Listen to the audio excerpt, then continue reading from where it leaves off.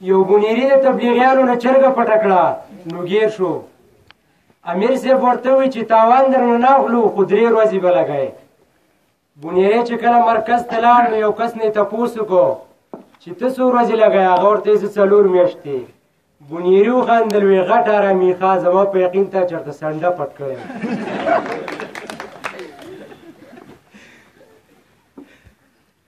یو سړي خپل ګاونډي ته وایي خر راکړه.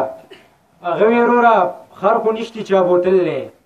نو په دې کې خر اواز وکړو. هغه ورته وایي ګوره خر هغه ولاړ دی اواز یې وکړو. هغه وایي که ډېر ساده سړی نه وي زما په خولې یقین نه کوي د خر په خولې یقین کوي. یو بونیری کراچۍ ته لاړ هلته په کمپنۍ کې نوکر شو. منیجر ورته وایي ستا به 15,000 روپۍ تنهایي. بونیری ډېر خوشحاله شو او تپوس یې وکړ دې نه پاکستانۍ څو جوړېږي.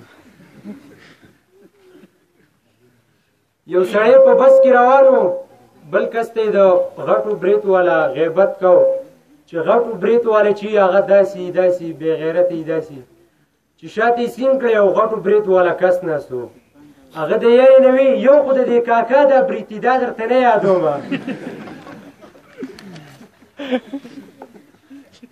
یو شرابي په بس کې کېناستو نو په خوا کې ناست مولي صاحب ورته ووایي چې د جهنم په لاره روان یې.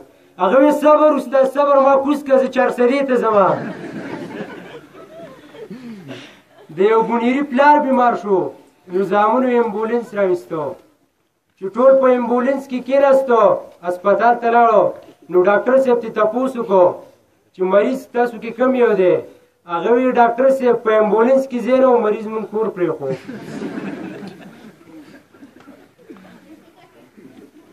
یو هلک د جینۍ نه تپوس وکړه چې دا جینکۍ ولې دومره ښکلي؟